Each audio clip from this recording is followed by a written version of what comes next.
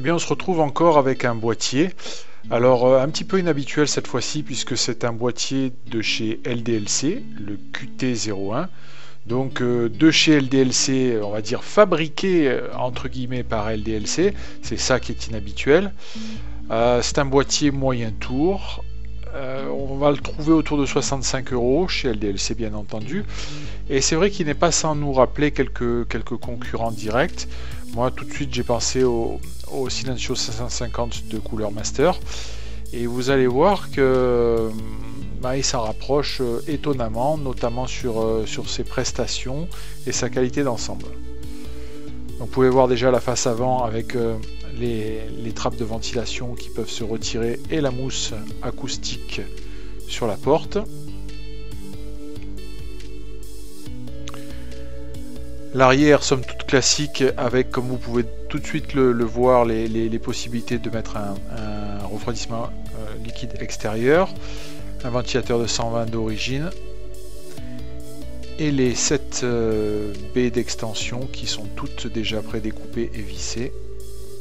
Voilà. Donc c'est un boîtier tout acier, pardon, avec une façade en aluminium.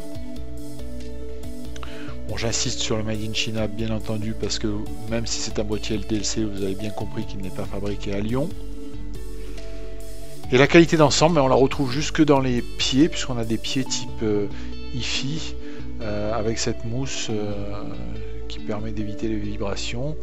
Et vous voyez encore le système de filtrage là sur le dessous, le filtrage des poussières. Voilà. Donc premier contact, très bonne qualité d'ensemble. Niveau de ressenti d'un boîtier quand même qu'on trouve sur une gamme de prix supérieure normalement.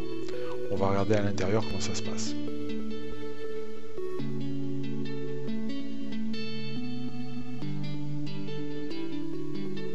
Donc là aussi immédiatement l'impression de qualité est confirmée. On voit la présence de revêtement acoustique sur le panneau latéral. Revêtement acoustique de bonne qualité, d'une bonne épaisseur, bien collé, c'est un détail mais c'est souvent révélateur. L'épaisseur du panneau latéral aussi, pareil, c'est bon, je l'ai déjà dit, c'est de l'acier, mais bonne épaisseur, bonne qualité. Et la conception d'ensemble avec les possibilités de faire du cab management, la petite boîte avec tous les accessoires. Donc on va vite faire le tour de tout ça, c'est relativement simple.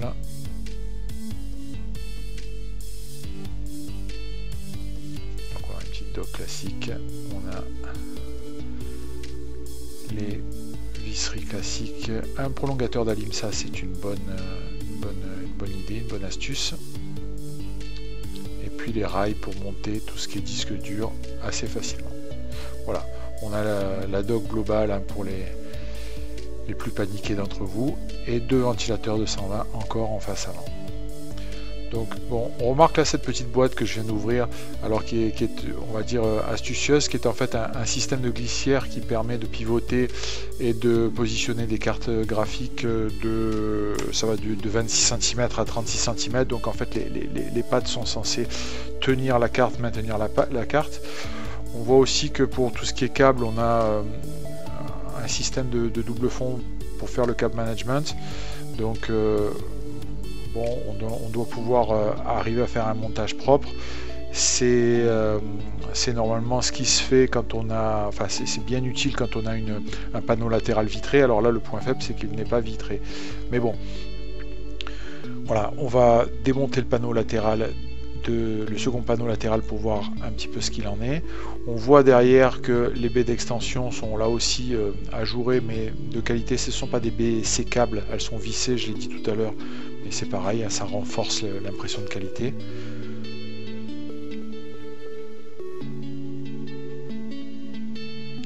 Voilà, donc le second panneau latéral dévoile le système de cab management. Donc là aussi, évidemment, revêtement acoustique, pareil, même qualité d'ensemble, bien monté. Châssis très rigide. Le point négatif, une fois que le boîtier est mis à nu, c'est que bon, le dégagement extérieur pour le cab management était un petit peu insuffisant. Donc on arrive à faire un montage propre, mais c'est vrai que tout ce qui est grosse tresse d'alim, ça passe, c'est assez serré. Bon, par contre, on voit que les détails sont poussés jusqu'au bout. Vous voyez que le revêtement acoustique est aussi sur le dessus. Vous voyez tout le système de câblage, les finitions, soudure, etc. Généralement, là, on s'aperçoit de détails un petit peu dégueulasses. Là, c'est très propre, très bien fait. On est sur un boîtier de très bonne qualité qui n'a absolument rien à envier à des segments supérieurs en termes de prix. Donc c'est plutôt une bonne surprise, un bon coup d'essai pour LDLC. Donc comme d'habitude, on développera un petit peu plus sur la partie web du test, mais c'est un bon produit qu'on ne peut que recommander sur cette gamme de prix là. Sobre, très bien conçu.